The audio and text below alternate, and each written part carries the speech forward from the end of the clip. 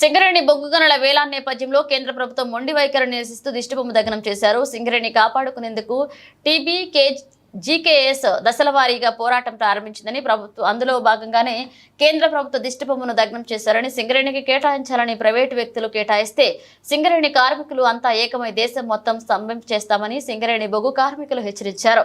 వేలాం పాటకు నిరసనగా కేంద్ర ప్రభుత్వాన్ని హెచ్చరించిన టీబీ జీకేఎస్ నాయకులు నాగవెల్ల వెంకట్, మునిగల రమేష్, సింగరేణి కార్మికులు యూనియన్ నాయకులు పాల్గొన్నారు.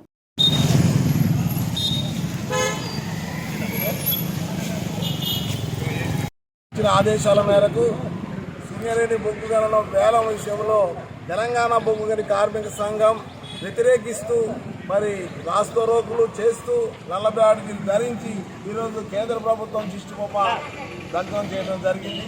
ఈనాడు లాభాలు వచ్చే బొగ్గు గనులను కేంద్ర ప్రభుత్వం ఎలా వేలం వేస్తుందని ఒక ప్రశ్నతో మా అందరిలో ఉత్పన్నమై కార్మికులు ఐక్యతతో పోరాడుతూ అనేక విజయాలు సాధించినటువంటి ఈ సింగరేణికి చరిత్ర ఉంది. అదేవిధంగా టీబీజీకేఎస్ ఆధ్వర్యంలో ఈరోజు మరి ముఖ్యంగా ఈ ప్రభుత్వానికి వ్యతిరేకంగా పోరాడుతూ బొగ్గు గనుల వేలాలను వ్యతిరేకిస్తూ కార్మికుల ఐక్యతతో పోరాడి మరి ఈరోజు దిష్టిబొమ్మను తగలవేయడం జరిగింది.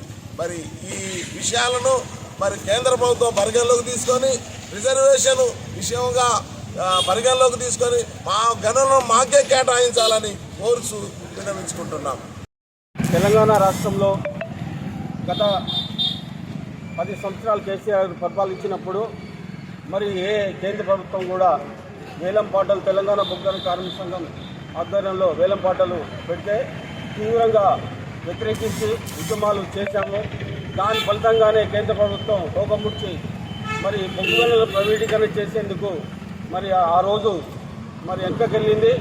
అట్లాగే ఇప్పుడు కూడా కేంద్ర ప్రభుత్వంలో మోదీ సర్కారు వచ్చినప్పటికీ వాళ్ళు తెలంగాణ బొగ్గు గనులను ఏదైతే ప్రైవేటీకరణ చేసి మరి దీన్ని నిర్వీర్యం చేయాలని చూస్తున్నారో మరి కేసీఆర్ గారి ఆధ్వర్యంలో మరి తెలంగాణ బొగ్గు గనుల కార్మిక సంఘం మిర్యాల రాజిరెడ్డి గారి ఆధ్వర్యంలో మేము ఎదుర్కొని ఈ సింగరేణిని కాపాడుకుంటాం.